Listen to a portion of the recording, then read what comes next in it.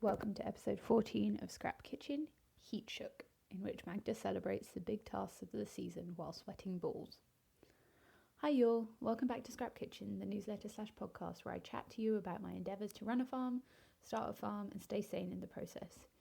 You may have noticed, eagle-eyed followers, that it has been nearly 3 weeks since my last update. If you haven't noticed, or you're new here, welcome, and now you know. My reasons for this absence are multiple and various. The heat, an anniversary, big projects, more heat.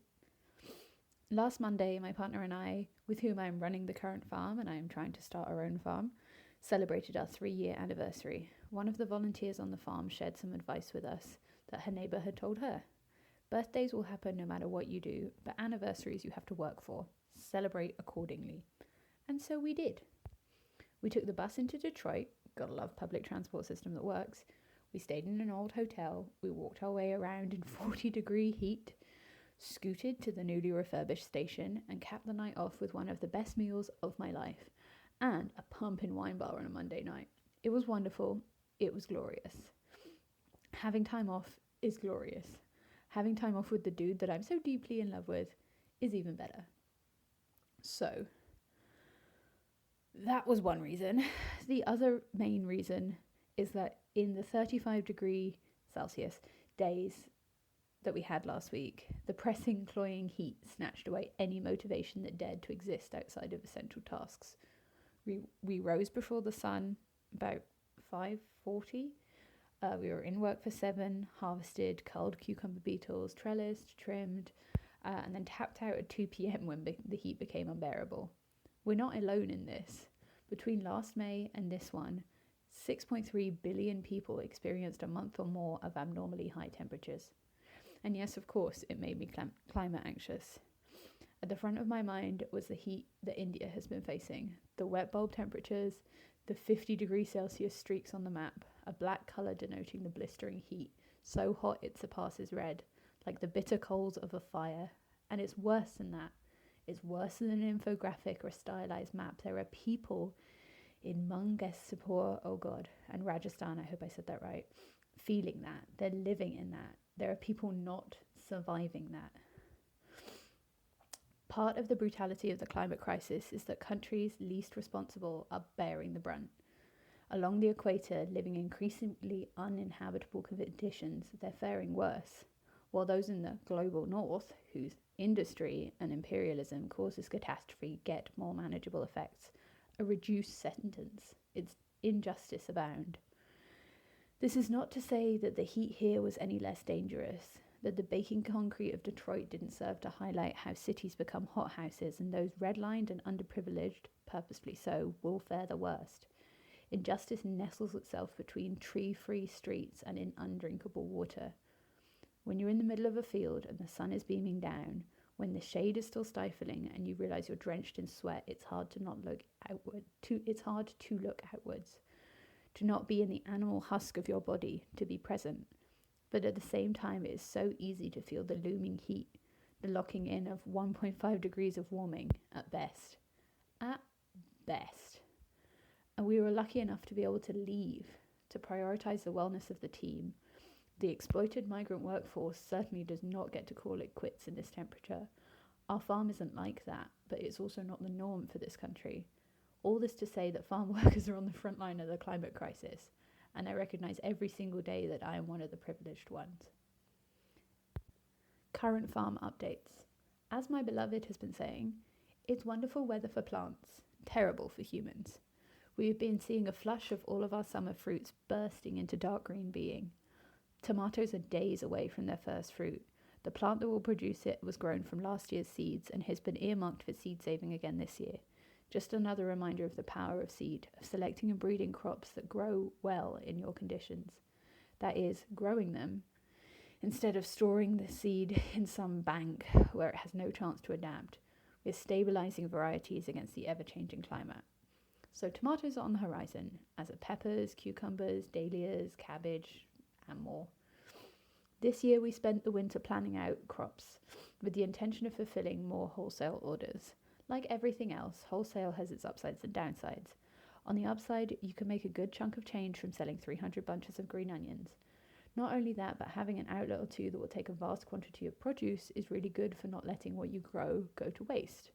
Conversely, there is a drop in price that comes with this, that you ask for when it comes to wholesale. The quantity necessitates a discount.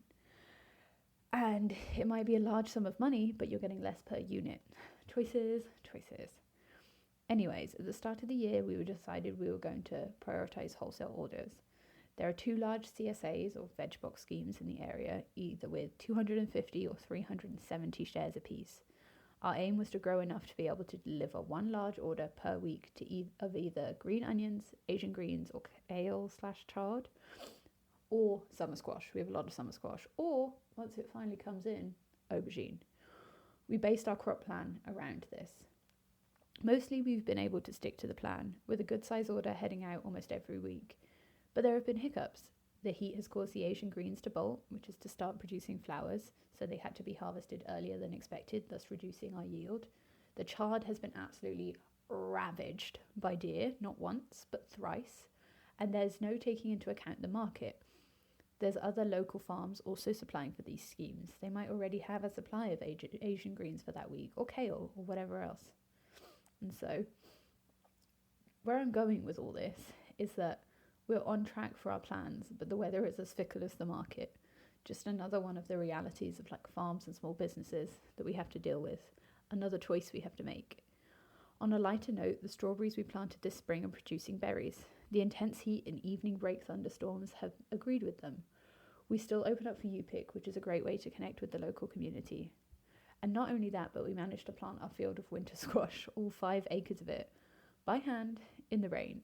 It was actually a really wonderful drizzle. It was very cooling. And the fresh tilled field, one of the only places on the farm we do actually till, was a pleasure to walk in barefoot, to measure out 1.5 metres in steps and place carefully 2 fat little seeds into the waiting earth. A good way to spend a morning. And now their round cotyledons, which are the first leaves, are popping out of the dirt. And next will come the weeding and the unruly tangle of vines. The planting of the winter squash field, which will be U-pick pumpkins and squash come autumn, is our last big project of the season. We had a tour of 750 people, a hectic but fun day. We planted all our high-value crops, tomatoes, peppers, aubergine, etc. We survived asparagus season, no more 7-day weeks. And so here we are, out on the other side, ready to reap the rewards of several months of work. From now on, our weeks fall into a predictable pattern, as comforting as the sound of train wheels or the consistent patter of rain at night. Wednesday, harvest. Thursday, trim and trellis our tomatoes and cucumbers. Friday, harvest. Saturday, sell at the farm stand, coordinate volunteers for big tasks, distribute our CSA. Sunday, harvest, but for wholesale orders. It's doable, it's rewarding. It's time to ease into the rest of the year, or so I hope. Future farm updates. With more time on our hands, finally, we've been able to get back into the business of finding land. We've reached out for information from several sites offered by the Southwest Land Match and are currently researching each one for potential clients, partners, businesses within each area. It's pretty exciting to imagine all the possibilities that these spaces hold, to try and picture what your life you might lead there, or who you might work with, or how you might feel, and then to think critically and businessly about how you might make that life and what you need to get ready and to get good at. We're also weeks away from submitting the visa application, just waiting on an updated passport. So everything is both coming together and up in the air all at once. It's a time of great potential and lots of spreadsheets still. Hopefully soon we'll be able to submit our plans for review to the landowners and get into conversations about how we might work together. And then when we do, we will keep you updated. But for now, we shall sit in the fertile moment of unending possibility. And for now, we will enjoy the manageable 27-degree rainy day. Later.